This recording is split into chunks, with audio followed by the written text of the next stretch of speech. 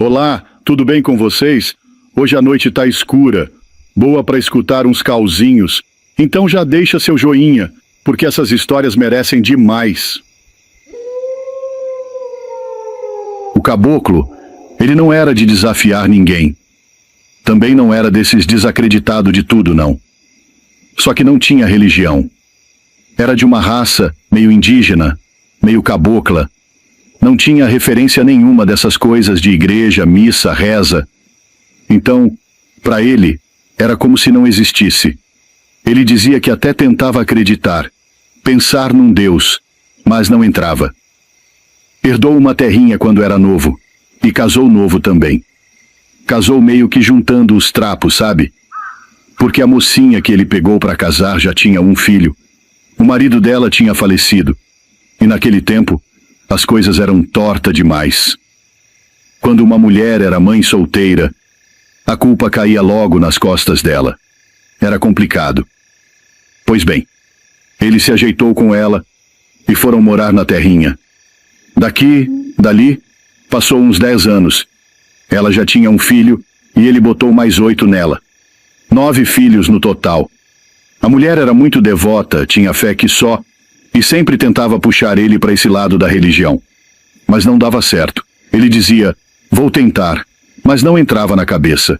A única coisa que ele respeitava mesmo era a quaresma. Quando chegava essa época, ele não comia carne de jeito nenhum. Semana Santa, então, nem se fala. Ela ainda tentava convencer ele a não trabalhar nesses dias. Faz só umas coisinhas leves. Mas ele era teimoso. Carne eu não como, mas trabalhar eu tenho que trabalhar. Trabalhador, ele era demais. Pois então, depois de muitos anos respeitando a quaresma, chegou uma sexta-feira santa. Tinha passado a quaresma toda direitinho. Mas naquele dia, ele levantou cedo. A mulher ainda agarrou no braço dele. Hoje não mexe com nada, tô com um pressentimento. Calma, você sabe como é. Eu respeito o trem da carne, mas trabalhar eu vou. Pegou o leite da vaca, tratou de porco e galinha. Voltou com o balde de leite. Depois pegou uma enxada e desceu lá nos feijão para capinar. Foi coisa até umas 10 da manhã. Quando voltou, correu no terreiro, pegou uma galinha nas pernas e foi para a porta da cozinha. A mulher estava lá fazendo uma comidinha leve para os meninos. Ele chegou. Mata essa galinha aqui e faz para mim. De jeito nenhum, você tá doido? Nesse sol quente, capinando desde cedo? Eu quase desmaiei, tô fraca demais. Muitos anos já nessa vida de respeitar quaresma. E você vem com isso? Credo. Ela olhou e falou.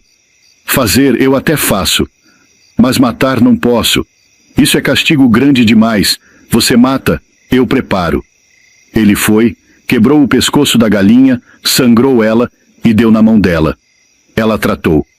A mulher era muito submissa, dessas que fazia tudo calada. Tratou da galinha, fatiou, fez uma galinhada da boa. Separou numa panela só para ele e fez outra comidinha leve para os meninos. Mas os meninos tudo de olho na galinhada, só que não podiam comer. Ele encheu o prato e falou, esses meninos também merecem, viu? Tá tudo amarelo, credo. Olha o olho dessas crianças, já tem mais de mês que não me ajuda com nada por causa desse negócio de quaresma. Ela firme. Não, isso aí eu não deixo não. Os meninos não. Ele deu de ombro. Pelo menos sobra mais para mim. Foi lá, pegou mais galinha, comeu bem demais. Pegava coxa, asa, até que pegou o pescoço da galinha. Ficou atiçando, mexendo com aquilo. Olhou para a mulher e deu uma mordida. E aí foi o castigo, moço. Sem saber como, engoliu o pescoço da galinha inteiro. Aquilo entalou na goela. Começou a se engasgar. Os meninos correram, a mulher também. Tentaram ajudar. Ela gritou para o mais velho, que era filho do primeiro marido, tinha uns 10, 11 anos. Corre lá no fulano. Pede ajuda. O menino foi, voou que só. Trouxe o vizinho, um caboclo que morava mais para dentro. Quando o homem chegou, o caboclo já estava ficando roxo, meio frio. O vizinho meteu a mão na goela dele, puxou o osso do pescoço da galinha. Mas ninguém sabia dessas coisas de massagem, primeiros socorros. Jogaram água na boca dele e acho que até pioraram. Virou aquele desespero. Tudo por conta de um desafio bobo de Sexta-feira Santa. Aí fica essa pergunta. Foi castigo? Foi má sorte? Esses causos são muito emblemáticos. Combina demais com a data. Vovó contava isso pra gente quando era menino. A gente era com medo. Sexta-feira Santa não pode comer carne. Hoje em dia, as tradições estão sumindo. Mas eu acho que vale a pena resgatar. Ensina demais pros meninos. Traz respeito, memória, fé. Mas é isso aí.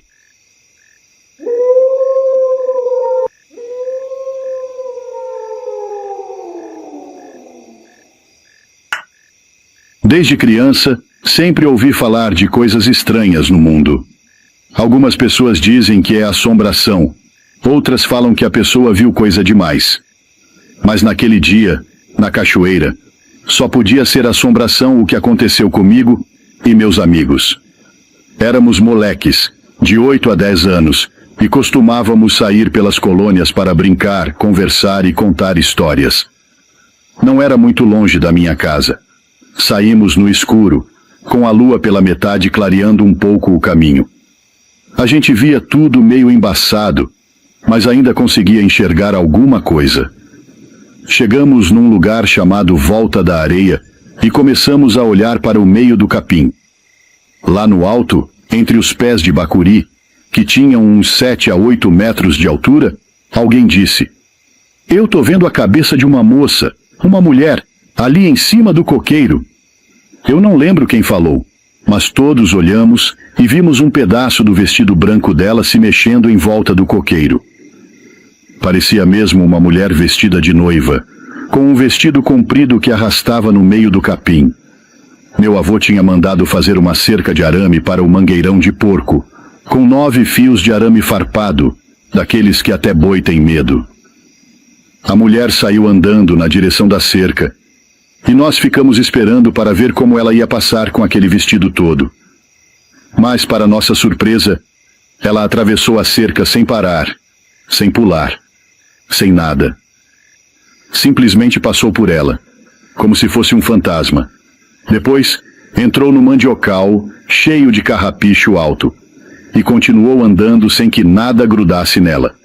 Pegou a beirada do cafezal e foi seguindo, sempre em linha reta. Nós seguimos atrás, curiosos e assustados ao mesmo tempo. Ela passou pelos campos, pela invernada, e seguiu rumo à colônia. Quando chegou perto da casa do meu tio, mudou de direção e foi em direção ao cafezal do meu avô. Nós ficamos ali, parados, sem saber o que fazer. Chamamos os cachorros, e eles vieram latindo. Mas quando chegaram perto dela, a mulher se transformou em um passarinho enorme. Aquele bicho era grande demais para um pássaro normal. A canela dele devia ter mais de 1 metro de altura, e no total ele tinha uns 3 metros de comprimento. O passarinho branco saiu marchando em direção à estrada, e os cachorros foram acuando ele. Meu tio, que tinha ouvido os cachorros latindo, veio ver o que estava acontecendo. Quando ele viu a criatura, chamou os cães de volta e mandou cada um de nós ir para casa. Quando cheguei em casa, contei tudo para meu pai. Ele só riu e disse: "Ah, de vez em quando aparecem essas coisas mesmo. Vocês ainda vão ver muita coisa enquanto forem novos." Aquilo ficou na minha cabeça. Lembrei de outras histórias de assombração que ouvi quando era pequeno. Tinha gente que dizia que via peso montando nos animais à noite, e eles amanheciam cansados e suados, sem que ninguém soubesse o motivo. Eu mesmo já vi outras coisas estranhas. Uma vez, estava indo para a casa do meu sogro com minha mulher e meus 2 filhos pequenos, numa carroça puxada pela minha mula, a bailarina. A terra estava vermelha, recém-arada, quando vi um gato branco, enorme, maior que um cachorro. Falei para minha mulher: "Olha que gato bonito." Mas ela não viu nada. Meus filhos também não. O gato passou entre a roda da carroça e a perna da mula, Depois atravessou a cerca de arame de um jeito impossível. Fiquei intrigado, mas segui caminho. Na volta, já de noite, uma luz apareceu na estrada. Vinha do sítio do meu primo, sobre um pé de guariroba. A luz desceu devagar, atravessando a cerca e vindo na nossa direção. Era grande, do tamanho de um prato, com um brilho vermelho intenso. Dessa vez, minha mulher e meus filhos viram. Quando nos aproximamos, ela voltou para onde tinha vindo e desapareceu. Já vi muitas coisas que não sei explicar, mas até hoje, nada nunca fez mal para mim.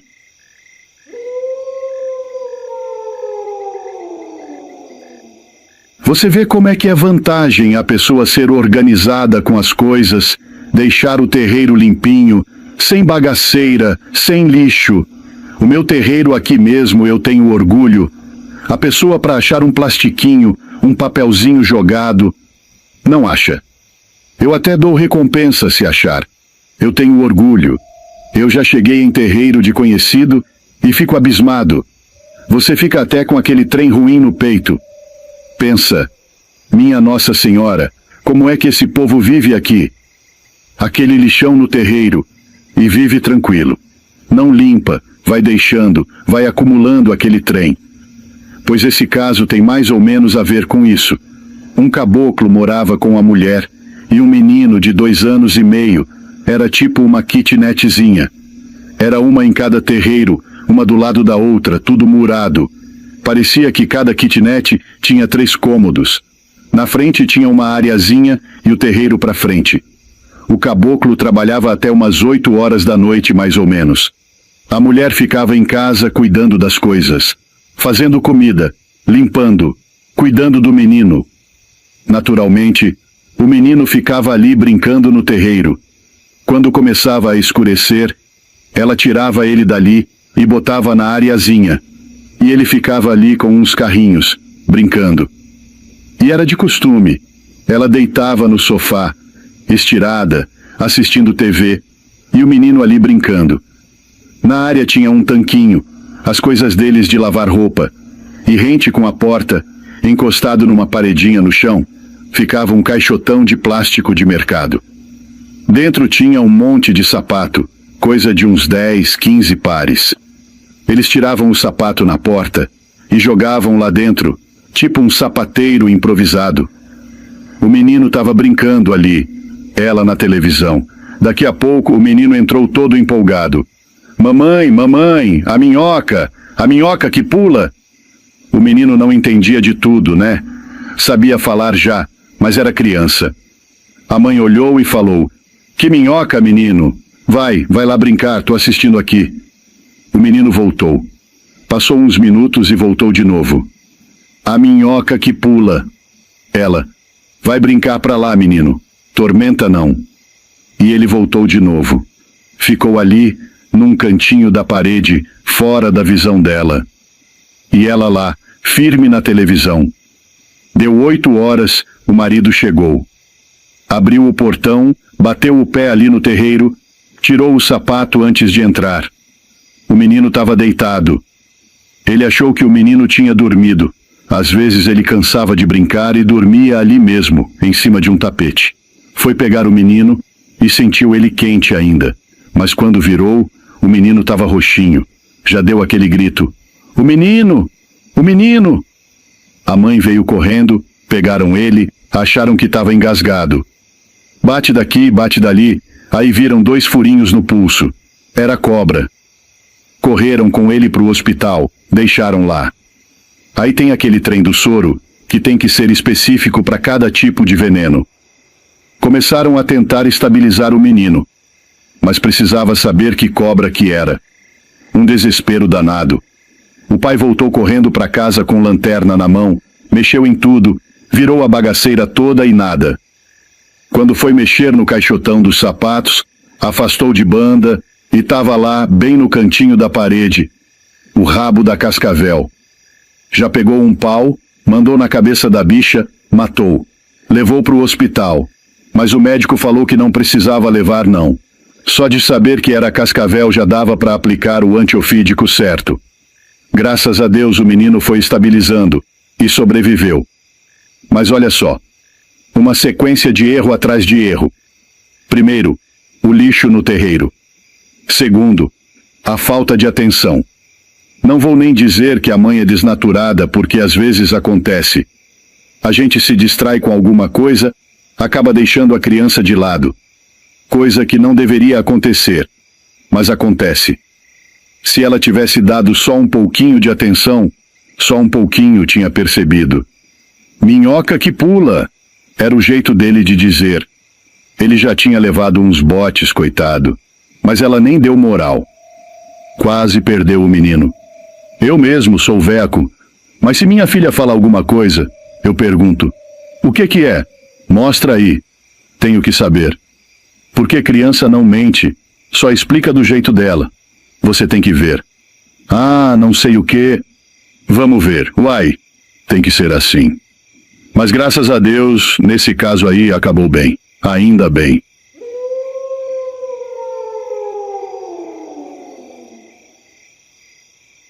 Depois do alvoroço do almoço de Páscoa, a conversa passou da sala para a varanda da casa da fazenda. Sentado em sua cadeira de macarrão predileta e cercado por quase toda a família, o vovô acendeu um cigarro e agradeceu a presença de todos. Entre comentários e risadas espalhadas por toda a varanda, o que mais se ouvia eram histórias de coisas engraçadas e inesquecíveis daquele lugar. Poucos minutos depois, uma das filhas perguntou: Papai, quando é que o senhor vai contar a história do bicho que você ouviu antes da gente nascer? Que história, minha filha? Respondeu o vovô, como querendo fugir do assunto. Aquela do tal monstro da ponte, que a mamãe falou que o senhor nunca mais quis contar. O vovô então olhou para o chão, baixou a cabeça e ficou pensativo. Ah, conta agora, disseram outros. Ficamos curiosos. O pessoal pediu tanto que o vovô ficou sem saída. Ele relutou muito, mas acabou contando. Em uma certa tarde, quando voltava caminhando da cidade, um estranho animal me seguiu por dentro do mato, rosnando de uma maneira que eu jamais havia ouvido. Era um rosnado estranho e forte, que dava a impressão de que o animal era enorme e estava ali pertinho, pronto para sair. Mas o mais assustador é que o bicho nem sequer aparecia, apesar do mato baixo e da claridade do dia. Isso não era um lobisomem? Algum animal grande? Sei lá. Ou até mesmo um pé grande? Perguntaram. Não, aqui não tem dessas coisas, respondeu o vovô. Eu acho, na verdade, que era algo de outro mundo, porque os rosnados me seguiram por um bom tempo, sem que eu ouvisse barulho de passos. E onde foi isso, papai? Perguntou um dos filhos. Ah, foi logo depois da ponte. E quantas vezes isso aconteceu? Perguntou meu pai. Umas 3 vezes. A última foi 6 meses atrás, quando eu saí para dar uma caminhada, respondeu o vovô. O que o senhor fez para se livrar desse monstro? Perguntou o outro da família. Fiz nada. Apenas rezei e caminhei, respondeu o vovô, com uma voz bem baixa. O silêncio na varanda era total. Todos olharam ao mesmo tempo para a estrada e para o mato, espantados e assustados. Em um canto da varanda, eu e meus primos, Alex e Márcio, 3 moleques de 16 anos, também olhamos pensando que talvez aquele bicho ainda pudesse estar por ali. Só tem um jeito de saber. Vamos até lá depois que o sol se puser, sugeriu Márcio. Você está louco, eu respondi. Mas de nada adiantou. Na boca da noite, sem dizer nada para ninguém, pegamos 3 lanternas e um facão e saímos em direção à ponte. Para Márcio, o mais corajoso dos 3, a história do vovô estava meio cabeluda, e sua intenção era provar se realmente havia algum bicho ou não. E se o bicho aparecer? Perguntei. Ué, a gente corre, respondeu Alex. Ao chegar à ponte, paramos. Já meio medroso, perguntei. E agora? Vamos caminhar um pouco mais. Se nada acontecer, a gente volta, respondeu Márcio. Seguimos. Depois de um bom tempo caminhando e iluminando os lados com as lanternas, sem ver ou ouvir nada, Márcio parou e disse que o melhor a se fazer era voltar. Ele acreditava que o vovô apenas imaginara tudo, mas assim que ele fechou a boca, tudo começou. Uma enorme pedra foi jogada no meio do mato, caindo bem perto de nós. Ah, meu Deus, deve ser algum parente querendo nos assustar, disse Márcio. Antes que a primeira pedra parasse de rolar, outras 3 caíram do mesmo jeito. Se for assim, a família toda deve estar aqui, disse Alex. Você é besta? Vamos correr, eu disse. Mas correr era impossível. As enormes pedras continuavam a cair na nossa frente. Para piorar, os rosnados começaram. O vovô tinha razão. Eram estranhos, altos e aterrorizantes. Nos agarramos uns aos outros tentando nos proteger das pedras e do tal monstro que não aparecia.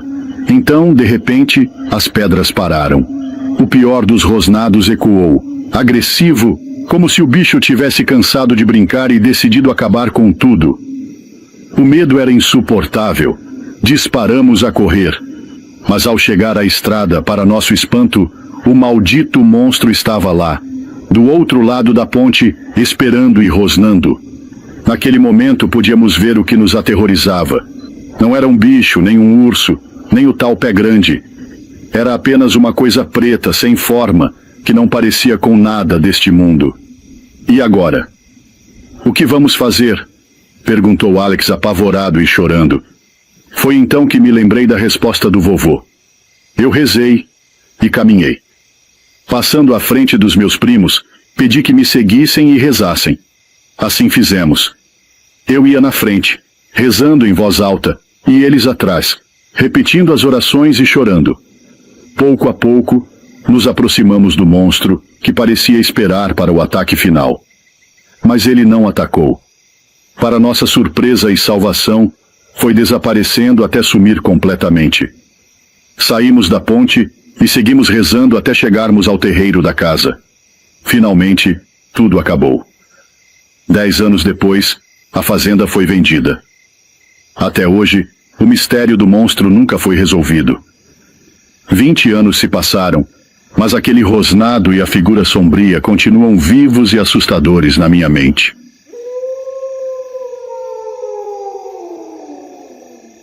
O vô do Leandro, ele que me mandou esse causo, diz que o vô dele já tinha morrido fazia tempo.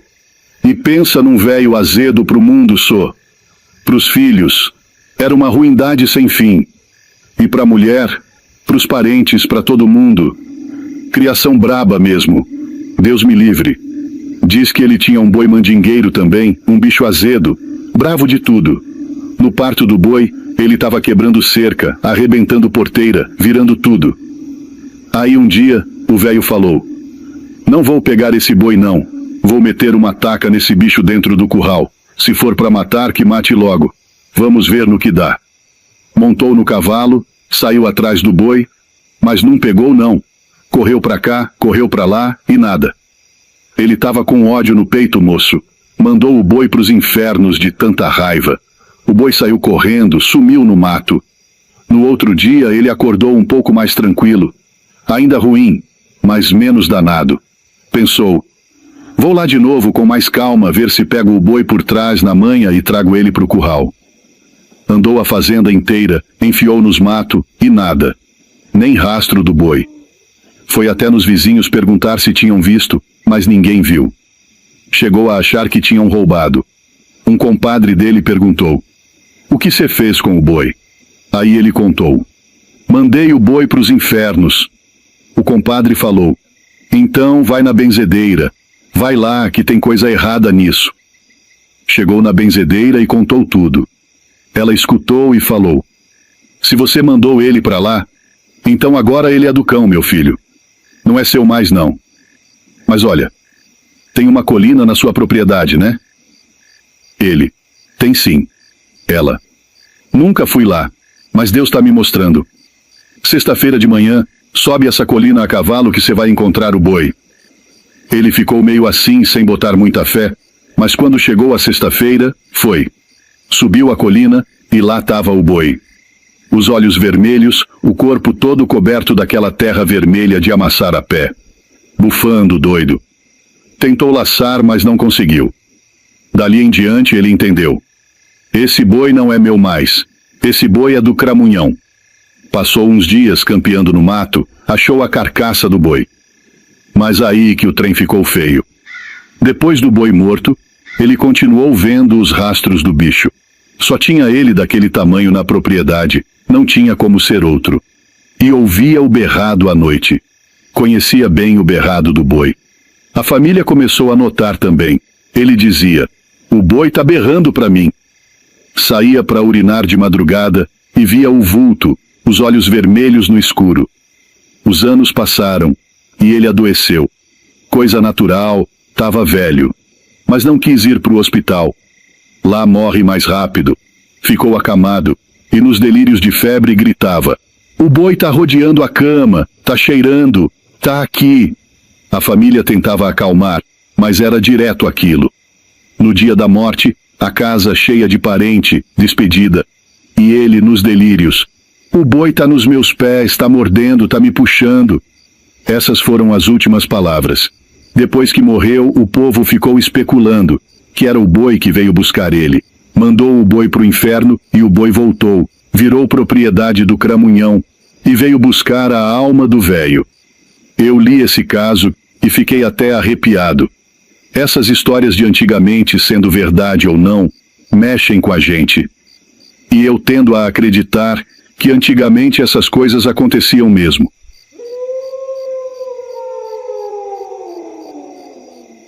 Dona Terezinha era uma daquelas mulheres altivas, que mesmo na velhice ainda tinha força. Acho que você já deve ter visto exemplo assim na sua vida. Um vô, uma avó que vai emagrecendo com a idade. Chega nos 60, 70 e poucos anos e dá aquela afinada, mesmo que tenha sido acima do peso até certa idade. Depois que envelhece bem, fica magrinho. Ela não. Com 83 anos, tinha mocotó no braço. Nossa, a mulher tinha tutano. Aguentava os trens. Para você ter ideia, diz que ela pegava no braço de peão e o peão não dava conta de puxar. Tinha uma força virada no saci. A velha cuidava dos netos porque é assim. Quando a velha é forte, os filhos viram vagabundo. Aí os filhos largavam os netos tudo com ela. Mas não era sacrifício, não. Era prazer. Era o jeito dela de viver, se virar, cuidar daquele tanto de menino, aquele trem todo. Um dia, do nada, ela estava lá na cozinha, parece que fazendo um frango caipira, animada, cheia de vida. Os meninos tudo virado no saci dentro de casa. De repente deu um piripaque nela. Caiu ali mesmo. Os meninos gritaram, vizinho veio correndo, levaram para o hospital. Chegou lá, o povo falou que ela estava morta. Sem batimento, sem respiração, nada. Acabou. Foi uma tristeza. Veio gente até de outros estados. Muita gente conhecia ela. A família toda se reuniu. Naquela época, se não me engano, ainda não existia esse negócio de tirar sangue, colocar formol, limpar tudo por dentro, não. A pessoa morria, era velada em casa e enterrada no dia seguinte. Levaram ela para casa, colocaram no caixão, começou o velório. Aquela tristeza misturada com comes e bebes, mais de 100 pessoas na casa. Menino correndo, gente chorando, outros rezando, lamentando. Um contando o caso, outro lembrando como Dona Terezinha era aprumada. O velório foi madrugada adentro, até de manhã cedo. Quando amanheceu, começaram a procissão até o cemitério. Aquele povo todo rezando, levando o caixão. Chegaram no cemitério, o buracão já estava cavado. Padre, oração, aquele trem todo. Na época, o cemitério tinha muito pé de manga. Hoje em dia quase não tem mais. Acho que até arrancaram por causa disso. E estava em época de manga. Enquanto o povo rezava e lamentava, os meninos subiam no pé de manga, tacavam fruta para os outros, aquela bagunça. No meio daquilo, um falou: "Abre o caixão mais uma vez, pra gente ver ela pela última vez." Abriram. Fizeram um Pai Nosso, umas orações. Quando o coveiro foi fechar o caixão, meu amigo, Dona Terezinha levantou de uma vez e pediu água. Diz que foi certinho. Ela levantou o tronco e pediu água. Disse que não estava conseguindo respirar. Foi um corre-corre danado. Metade do povo sumiu, catando cavaco, gritando, subindo em árvore. Mulher chorando, outros gritando. Uma confusão. Mas alguns ali ficaram e perceberam que, na verdade, ela estava viva. Foi aquele alívio.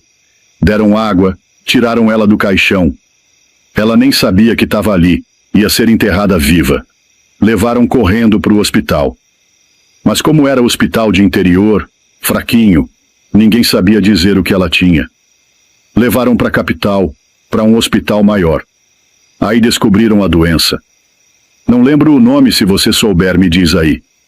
É aquela condição que a pessoa entra num estado em que parece que morreu. Batimento quase zero. Respiração quase sumida.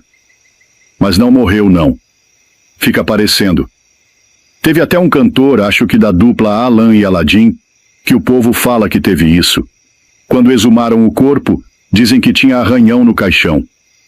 Mas isso aí é só especulação. Mas essa velha teve mesmo. Depois que trataram, ficou bem. Voltou para casa no interior e viveu mais 8 anos. Tinha 83, morreu com 91. E dessa vez morreu mesmo. Um ou outro até brincou. Será que vai levantar de novo? Mas não. Dessa vez foi de verdade. Esse caso é verídico. E olha, não é único não. Tem muitos causos assim. Gente que parece que morreu, mas era essa doença estranha. Se você lembrar o nome, comenta aí. Porque até hoje eu esqueço. Mas é isso. Esse caso aconteceu já tem um tempinho. Diz que foi na década de 40, lá em Monte Alegre de Minas, em Minas Gerais. Na época a cidade era um povoadinho ainda. Esse caso é tão sério que tem até foto dele. Tem música também. A música foi escrita por Desceu Ribeiro e Tunico, e gravada na voz de Tunico e Tinoco. O nome da moda é Justiça Divina.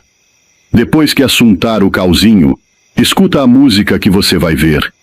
Diz que o casalzinho, um caboclo mais a caboca, casaram nesse povoadinho lá de Monte Alegre. Logo a caboca enxertou, engravidou e tal. Eles arrumaram uma casinha para morar e foram vivendo a vida. Vida boa, amor, tudo feliz. Começo de casamento. Aí, como se fosse um feitiço, uma amiga da mulherzinha deu um jeito de enfeitiçar o maridinho da amiga. E o homem começou a trair a mulher. Foi dali, foi daqui, ele começou a sumir. Sumia por mais de semana, deixava a mulher grávida sozinha. Eu não conseguia entender. Acho que ela não tinha família por perto. Ele tinha pegado ela de longe. Porque tinha que ter alguém. E nesse caso todo, não apareceu um parente dela. Ele sumia e depois voltava, aquela vida dupla. A amante, que era amiga da mulherzinha, chegou nele e falou: "Vamos dar um jeito de dar cabo da vida dela." A mulher já estava de barriguinha chegada. Disse que assim eles podiam viver a vida sossegado, sem esse negócio de vida dupla. Até falou: "Depois nós casa, pronto. Fala que ela sumiu, que te traiu com um funcionário teu, ou alguma coisa assim." A amante botou isso na cabeça do caboclo e ele topou. Foi lá e matou a mulher. Enterrou num descampado. Aí jogou esse burburinho nos peitos do povo, dizendo que a mulher, grávida, tinha traído ele e fugido com um funcionário. Pouco mais de uma semana depois, ele juntou com essa amante e levou ela para dentro da casa que era da mulher que ele tinha matado. E foram vivendo ali uns bons anos como se nada tivesse acontecido. Eles tentaram ter filho. Começaram a tentar e nada. Já passado um tempo inventaram de bater um retrato. Naquela época, tirar retrato era aquele negócio que você entrava dentro, que soltava até fogo no povo. O povo mais antigo lembra. Quem não lembra, pesquisa aí como é que tirava foto antigamente. Resolveram bater um retrato para as coisas do passado. Colocaram-se um ao lado do outro, o caboclo e a amante. Diz que o retratista bateu a foto. Aí eu não sei como é que era, mas parece que demorava muito para revelar. Quando o retratista revelou a foto e olhou, minha Nossa Senhora, tem essa foto. Vocês pesquisam aí. Foto da história da música Justiça Divina. Quando o retratista revelou, tinha lá o caboclo, a amante, e sobreposto na foto tinha um caixão. Uma mulher deitada no caixão e um bebezinho. Coisa que eles não tinham dado de direito para a mulher que ele matou, que estava grávida. Ele matou e enterrou de qualquer jeito. Não deu nem caixão para a mulher. E na foto apareceu. O homem viu aquilo. O retratista mostrou para o casal. O caboclo assombrou de um jeito que confessou tudo. Disse: foi nós mesmo. Pode prender. Aí prenderam. Você vê como a justiça antigamente era. Aceitava esse tipo de prova. Prenderam o caboclo e a mulher.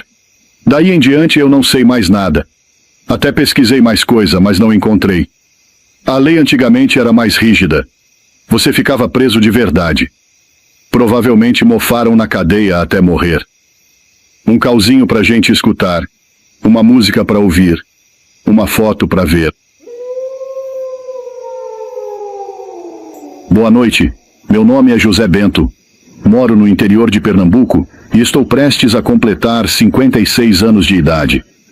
O que me trouxe até aqui foi algo que aconteceu comigo quando eu tinha apenas 2 anos.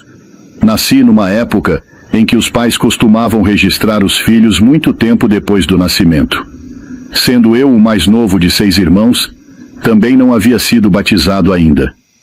Por essas bandas do interior, há quem acredite que crianças sem batismo costumam atrair maus agouros. Meus pais, por morarem e trabalharem na roça, quase nunca iam à cidade. Tudo o que precisávamos para viver, tirávamos da terra, aproveitando também a carne dos abates dos animais do patrão. O senhor Herculano tinha muitos empregados como o meu pai. Essas terras já foram cobertas por um imenso canavial, de onde se extraía o açúcar e se produzia uma bebida artesanal feita pelos peões. Os homens saíam pela manhã, levavam seus facões e enchiam as carroças com cana. Depois de levarem tudo para a moenda, o processo de fermentação e destilação era iniciado. O líquido era aquecido nos alambiques e depois de um tempo tornava-se o que conhecemos como cachaça. O bagaço que sobrava era aproveitado para fazer um açúcar mais grosso. Minha mãe e outras mulheres da casa lavavam e cozinhavam. Era comum que todas se reunissem às margens dos rios, levando as crianças, que não eram poucas. Elas começavam cedo, antes do almoço, para que desse tempo de servir comida quente para os peões. Lembro perfeitamente que minha mãe dizia não gostar de um dos homens que o patrão Herculano trouxera para trabalhar no canavial. Em época de produção, quanto mais homens, melhor. Ela descrevia aquele sujeito como esquisito e muito calado. Era alto, magro, com mãos grandes e uma força que equivalia ao trabalho de 3 homens por dia. Comia bastante, mas parecia estar sempre com fome. Seu olhar era desconfiado e ele não comentava nada. Quando falavam com ele, apenas balançava a cabeça, ora para sim, ora para não. Outras vezes, fingia que o assunto não era com ele.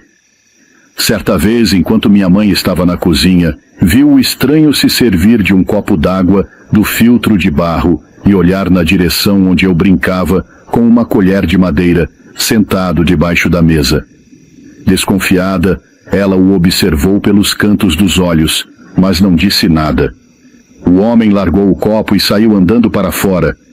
Não demoraria muito para que os peões temporários fossem embora da fazenda.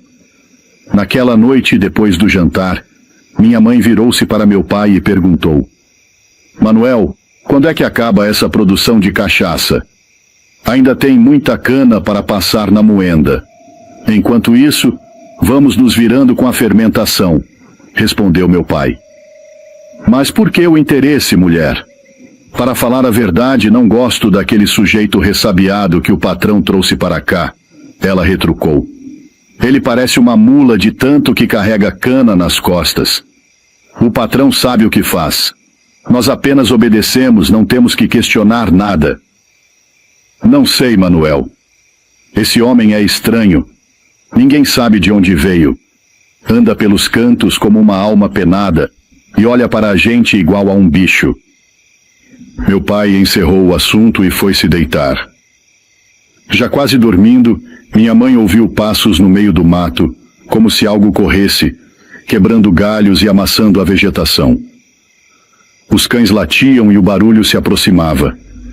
De repente, um cheiro de carniça podre tomou o ar, como se algum animal morto estivesse sendo arrastado para perto da casa. Minha mãe levantou para ver o que era, mas antes que pudesse sair do quarto, ouviu um barulho no telhado. Parecia que uma telha havia deslizado e caído do lado de fora. Assustada, correu para pegar o facão que ficava atrás da porta. "Manuel, acorda! Tem um ladrão no telhado!" gritou. Meu pai pegou a espingarda e disparou um tiro na direção do barulho. Telhas se partiram, e então minha mãe viu um braço peludo enfiando-se pelo buraco no telhado. Era uma pelagem escura e grossa, com dedos longos e garras afiadas, parecendo um cruzamento entre uma mão humana e uma pata de animal. Sem pensar duas vezes, ela desferiu um golpe com o facão. O corte atravessou o antebraço da criatura, fazendo-a urrar e fugir pelo telhado. Os cães saíram em disparada pelo mato, latindo até que os sons se perderam na escuridão. No dia seguinte, os peões e as mulheres da fazenda examinaram o quintal. Havia pegadas fundas na terra e telhas quebradas por toda parte. Foi quando uma das empregadas do senhor Herculano perguntou: "Manuel, vocês sabem o que é um lobisomem?" Meu pai disse que já ouvira falar, mas nunca tinha visto um. "Por acaso as suas crianças são batizadas?" Ela continuou. "Todas, menos o Bento", respondeu minha mãe. "Pois tratem de resolver isso logo. Criança sem proteção atrai coisa ruim." Foi então que minha mãe se lembrou do peão estranho e do jeito como ele me olhava. Ela se virou para meu pai e perguntou: "E onde está aquele homem agora?" "Ninguém o viu hoje." Naquele mesmo dia, meus pais arrumaram as trouxas e deixaram a fazenda. O tal lobisomem nunca mais apareceu. Nem o peão que minha mãe não gostava.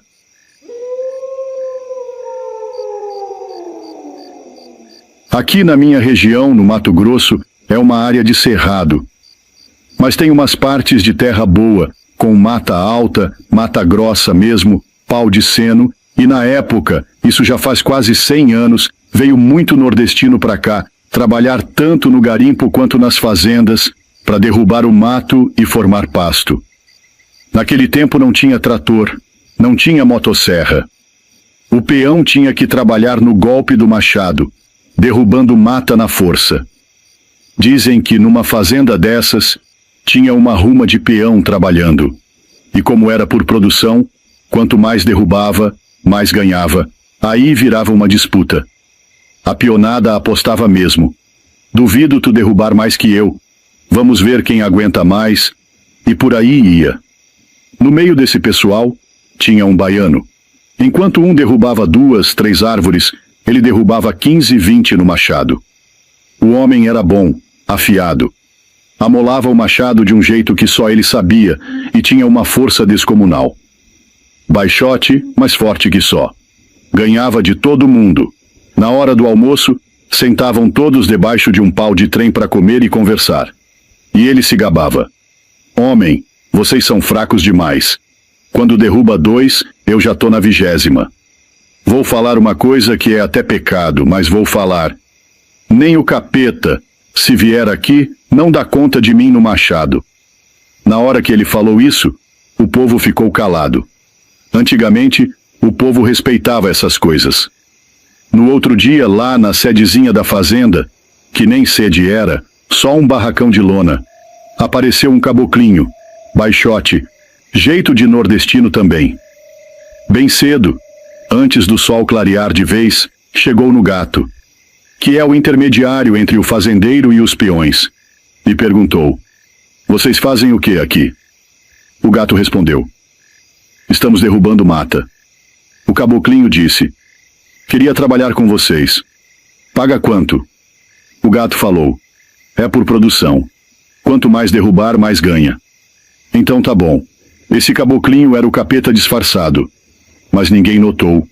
Contrataram o sujeito, deram um machado para ele e mandaram ele junto com a pionada. Chegando lá, enquanto a maioria derrubava uma ou duas, o baiano derrubava 15 rápido. Mas o novato moço estava derrubando mais ainda. Mais que o baiano. Aí virou um zum-zum danado. Quem é esse cara? Como que pode? E o baiano, que era o melhor, ficou virado no bicho. Tava perdendo fama. E fama no meio da pionada vale ouro. Na hora do almoço o baiano separou do povo. Ficou de canto. Disse consigo mesmo: vou amolar meu machado até virar uma navalha. Hoje mesmo eu mato esse caboclinho. Ele não vai ganhar de mim não. Amolou o machado até virar uma navalha mesmo. Cortou o mato por fora, se escondeu e achou onde o novato estava, meio isolado. Chegou de mansinho por trás, levantou o machado e mandou com força no pé da nuca do sujeito. Mas na hora que o machado bateu, voltou. Igual quando bate em borracha, sabe? Voltou no braço dele. Aí o novato virou de leve e falou: ô moço, para com isso aí. Não gosto de brincadeira na hora do almoço não. Foi aí que o baiano entendeu. Tinha desafiado o que não devia. E ali a desgrama estava feita. E é isso aí. Um causo daqueles que não tem final fechado, né? Fica pra gente imaginar o que pode ter acontecido depois. Só sei que peão nenhum quis mais competir com o sujeito.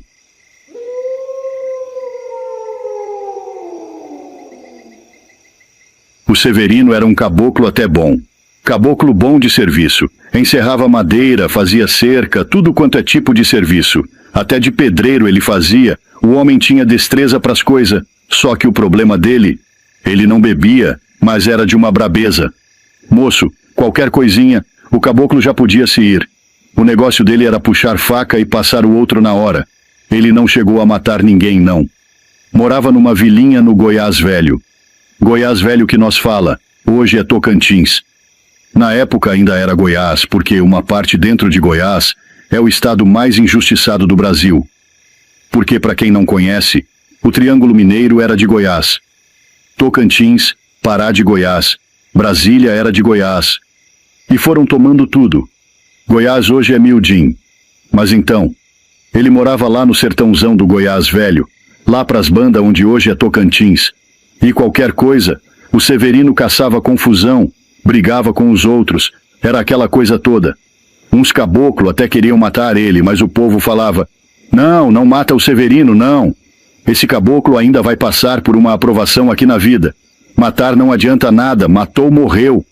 O negócio é deixar ele vivo para sofrer na terra. Aí deixaram ele quieto. Ele era casado com uma mulher fazia uns 10 anos. O povo falava que ele tinha desgosto da vida por causa desse casamento. 10 anos de casado e nenhum filho. Tem base um trem desse? Eles tinham herdado uma terrinha do sogro, lá na região. Tinha um ranchinho, umas criaçãozinha, mas sem filho. Não levava uma vida completa. E o Severino era tão ruim, brigava tanto com a mulher, que a mulher virou o diabo também dentro de casa. Ele puxava a espingarda para a mulher puxava a espingarda e faca para ele. Virava aquele rebu. Só não se matavam, mas era briga de todo jeitinho. Tinha dia que ele aparecia com os olhos roxos, e no outro era ela. Era um cabo de guerra esquisito. Até que um dia, a mulher já estava tão desgostosa com a vida, que brigando com ele dentro de casa, no caso de birra mesmo, ela bateu no peito e clamou a Deus: pelo amor de Deus, me dá um filho. Me dá um filho para minha vida se completar, para mudar a nossa vida. O homem, olha como é que o bicho estava encapetado. No meio da briga, quando ela clamou a Deus por um filho, o que ele respondeu? Cê quer assim? Essa praga? Eu vou trazer um filho. Mas é um filho do diabo para nós criar. Na hora que ele falou isso, nem percebeu. Porque na época, a religião era forte. O medo da coisa ruim era grande. Mas quando se solta uma coisa da boca para fora, vem sem querer. Ele viu que falou besteira. Saiu para fora. deixou a mulher dentro de casa, deu um assobiado no cachorro e foi pro mato, para espairecer a cabeça, esquecer aquilo que tinha dito. Andou mais de hora dentro do mato, aquela coisa toda, até que o cachorro acuou um bicho. O cachorro estava mais para frente e ele correu atrás. Na hora que chegou perto do cachorro, o cachorro estava acuando. Um bebezinho, tem base. Na hora que ele olhou, se espantou.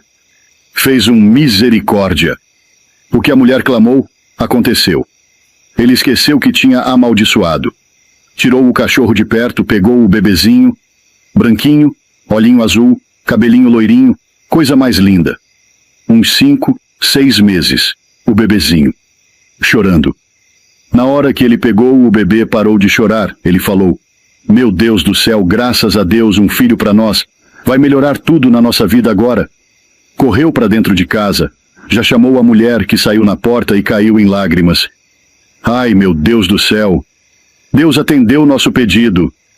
Ela já catou o nenenzinho dos braços dele, entrou pro quarto. Ele acompanhou, ficou encostado na porta, assim, satisfeito. Tava ali, olhando. A mulher deitou o bebezinho na cama, ficou ali acariciando, pegando uns paninhos. O bebezinho estava peladinho, ela já vestiu ele com os paninhos. Ela inventou de pentear o cabelinho dele. Foi na penteadeirinha, pegou um pentinho. Na hora que foi passar o pente na cabecinha, 2 chifrinhos. Ela se espantou, olhou para ele e falou: "Esse bebezinho aqui, pelo visto, não é o que eu clamei, não. É o que você clamou. Mas tem problema não." É, a mulher do Zé Tela. "Tem problema não, nós cria." Na hora que ela falou nós cria, baixou uma fumaça preta dentro do quarto. Moço, o homem já correu, porque já pressentiu o que era. Corajoso, mas frouxo, com coisa de espírito. Correu no mundo, e a mulher ficou lá dentro do quarto. O bebezinho deitadinho, aquela fumaça sumiu e apareceu, sentadinho em cima da cama, com as perninhas cruzadas, os chifrinhos à mostra mesmo. Era o diabo, o capeta. O capeta falou: "Pera lá, vocês não vai criar meu filho não. Esse é meu filho. Como eu tô dizendo, esse aqui é meu filho." A mulher tremeu na base. Catou o bebezinho de cima da cama, entregou pro diabo. Mão preta, unha grande, desse tamanho cada unha. Entregou na mão do bicho. O capeta nem fez conta, sumiu de novo, numa explosão. Depois daquilo, você acredita? O homem mudou. Parou de praguejar, parou de brigar, parou de xingar, parou de ser ruim. No ano seguinte, rezando e orando muito, a mulher engravidou. Então você vê, todo mundo tem que passar uma provação na vida. Quando a gente é ruim demais, não pode matar, não. Tem que deixar vivo para sofrer. Passar a provação. Que às vezes muda, às vezes melhora. Minha avó Aparecida contava antigamente a história de uma mulher que tinha acabado de ficar viúva, e ela tinha um bebê recém-nascido em casa. O marido dela ainda chegou a conhecer o bebê, que era um menino, sonho dele, mas só por alguns meses. Morreu. Coisas da vida, sabe? Aí ficou ela, o bebê e um gato. Ela morava na cidade, mas numa parte mais afastada. Tinham um poder aquisitivo bom. Viviam numa casa bonita, grande, longe dos bairros periféricos. Ela era dona de uma perfumaria na cidade, só que nesse período, com o bebê ainda pequenininho, ela estava em casa direto, cuidando, amamentando, aquela rotina toda de mãe recente. Só que aí, com a morte do marido, ela teve que ir resolver umas broncas na cidade. Coisa de herança, cartório, aquele rolo todo. Um advogado ligou pedindo para ela correr para resolver uns papéis e o bebê dormindo em casa. Ela ficou indecisa, pensativa. Acordo ou não acordo o menino? E bebê, você sabe como é, dorme o dia inteiro, só mama e volta a dormir. Ela pensou: vou deixar ele agasalhadinho no berço que tá quentinho e vou resolver isso logo. Vai ser rapidinho, melhor do que levar ele comigo para esse estresse. Antes de sair, ela amamentou ele, dormindo mesmo aquele jeitinho. Ajeitou no bercinho e aí chamou o gato. Tem gente que é assim. Conversa com os bichos como se fossem gente. Ela puxou o gato e disse: "Ô meu gato, preciso sair agora. Cuida do meu bebê. Não deixa ninguém chegar perto dele. Fica aqui de sentinela." E o gato? O gato ficou, sentado ali, na frente do berço, de prontidão. A mulher saiu. Bolsa no ombro, chave na mão. Foi embora resolver a vida. O bebê dormia, sereno. Mas aí vem o que ninguém espera. O cramunhão, o coisa ruim mesmo que fica andando por aí só procurando o que fazer, viu a cena. Viu que a mulher saiu e deixou o bebê sozinho. Ficou de olho. O capeta é astucioso demais. Esperou a hora certa e entrou na casa. Chegou perto do berço, já todo decidido a fazer maldade. Só que ele não contava com o gato. E gato, meu amigo. Gato é o único bicho que não tem medo do capeta. É verdade. O cramunhão se aproximou e o gato pulou na frente. "Calma aí. Que você quer aqui, bicho ruim?" O cramunhão respondeu: "Sai da frente, gato. Não me enche não. Vim buscar esse bebê. Tenho uns planos para ele." O gato não arrefeceu. Disse: "Não vai levar não. Prometi para minha dona que ia cuidar desse menino. E eu cumpro." Aí começou a discussão. O cramunhão: "Gato, você não tem o que fazer contra mim. Eu vou levar esse bebê." Mas o gato é esperto. Pensou rápido e lançou um desafio. "Vamos fazer o seguinte. Se você adivinhar quantos pelos eu tenho no corpo, aí sim, pode levar o bebê." O cramunhão topou na hora. Caiu feito pato. "Fechado", disse ele. E começou a contar. 1, 2, 3, 400. De repente, pá! Um passarinho bateu com o bico na janela. Barulhão. O cramunhão se atrapalhou. Perdeu a conta. Droga. O gato. Primeira tentativa perdida. O cramunhão ficou irritado. Começou de novo. 1000, 1200. Ventania. A janela abriu de repente. O vento bateu nos pelos do gato, espalhou tudo. Ele perdeu a conta outra vez. O gato só olhou. Segunda tentativa, já foi. Agora o cramunhão estava transtornado. Tentou mais uma vez. Contava rápido, já estava nos milhões, quando o gato deu aquela lambidinha no focinho. Passou a pata no nariz. E o cramunhão espirrou. E quando espirra, fecha o olho. Não tem jeito. Aí perdeu a conta de novo. Terceira tentativa, acabou, falou o gato. O cramunhão gritou, bufou, praguejou, mas não tinha o que fazer. Com ele é assim. Fez trato, tem que cumprir. Olhou para o gato com raiva. "Dessa vez você venceu, mas um dia eu vou descobrir quantos pelos você tem, nem que leve 1 milhão de anos." E foi embora, derrotado. Logo depois a mulher voltou. Nem sonhava com o que tinha acontecido. Pegou o bebê, cheirou, abraçou, tudo normal. O gato, como se nada tivesse acontecido, só ficou ali quieto, trocando de pelo, como todo gato faz. E é por isso dizem que gato tá sempre soltando pelo. Porque o cramunhão ainda tenta contar, mas nunca consegue. Ele nunca vai saber o número certo. O gato tá sempre mudando, sempre pronto. Uma lenda bonita que minha avó contou, viu? Gostei demais. Em junho de 1997, eu estava viajando pela região centro-oeste, na área de mata da cidade de Jardim, no Mato Grosso do Sul. Este é apenas um simples relato dessa terrível experiência que tive. Nessa região, existe até hoje uma velha ponte. Como sempre, eu estava de moto pela madrugada e nunca havia passado por esse trecho antes.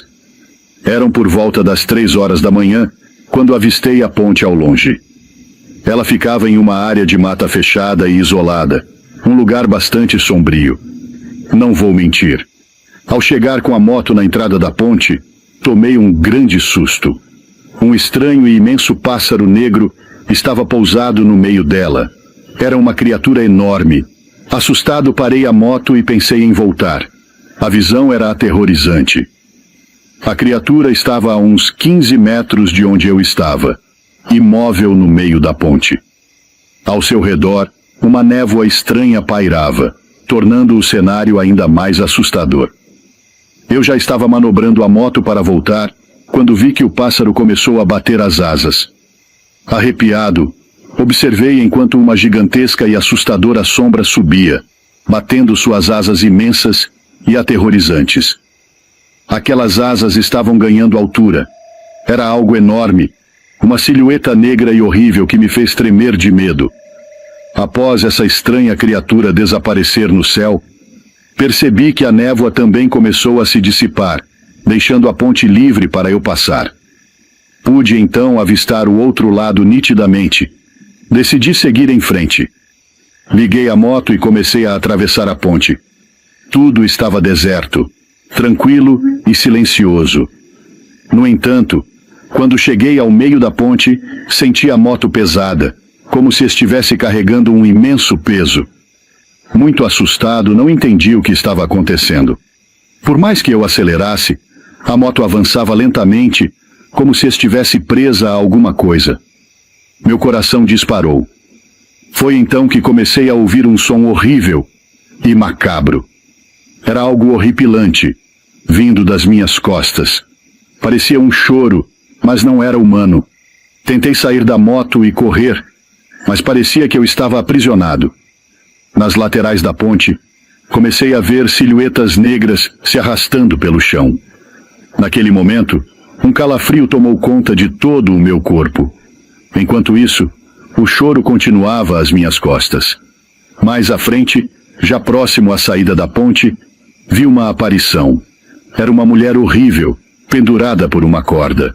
Ela estava amarrada pelo pescoço e balançava nas vigas da ponte.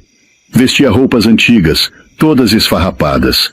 Sua boca estava aberta, com uma enorme língua para fora, de onde escorria um líquido escuro. Eu tremia de horror. De repente, percebi que os olhos escuros daquela mulher enforcada estavam me encarando.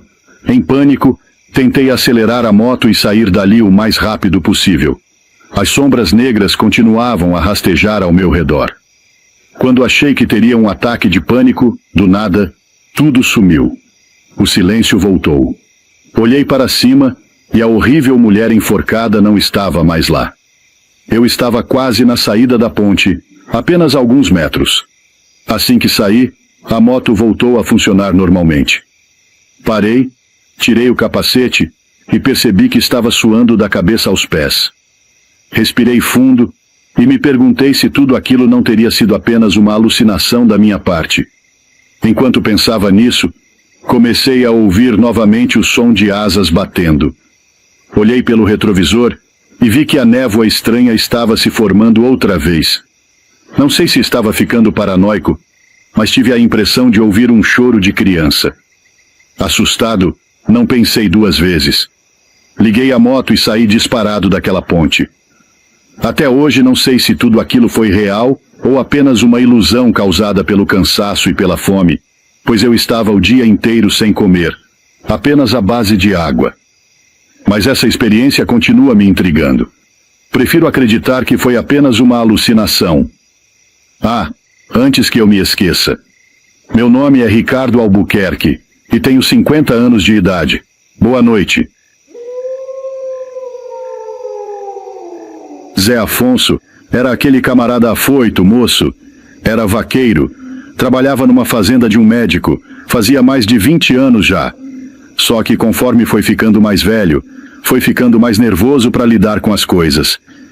Quando chegava numa apartação do gado no curral, vacinação ou uma piorada, ele já não gostava nem de ficar perto. O médico também não gostava não, porque era uma xingação doida.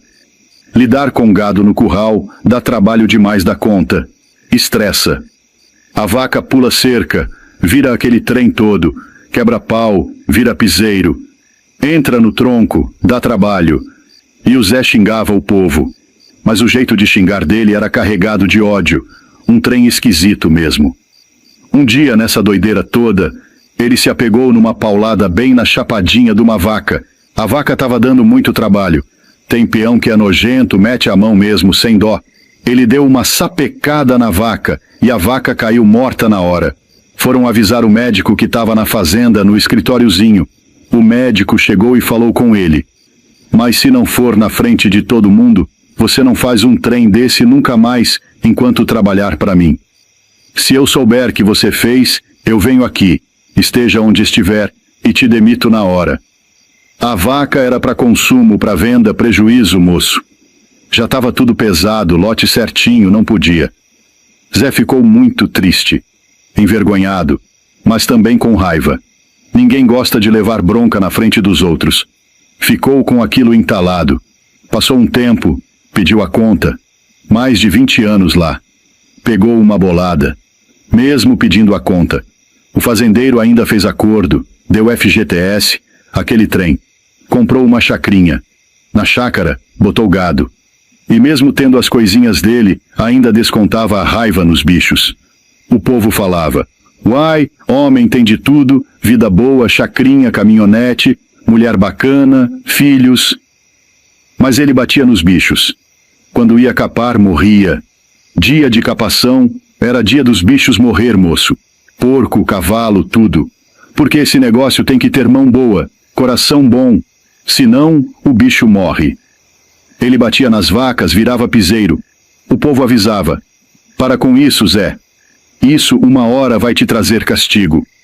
Bicho é de Deus também. Você acha que nasceu onde?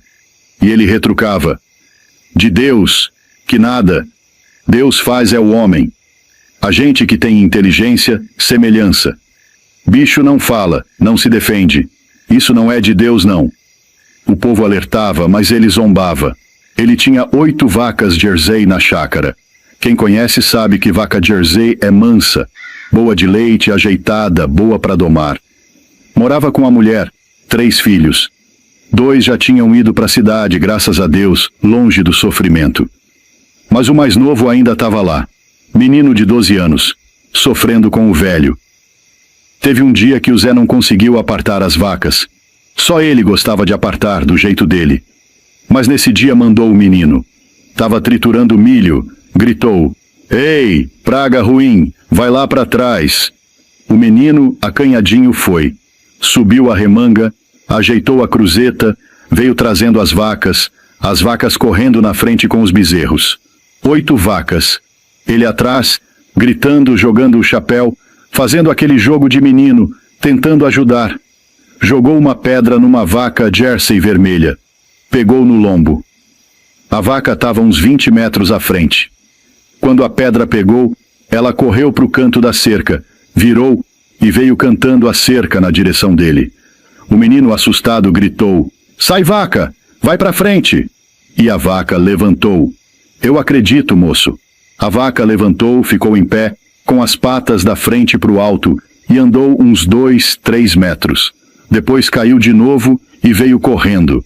Quando chegou pertinho do menino, ele tentou correr, mas não deu tempo.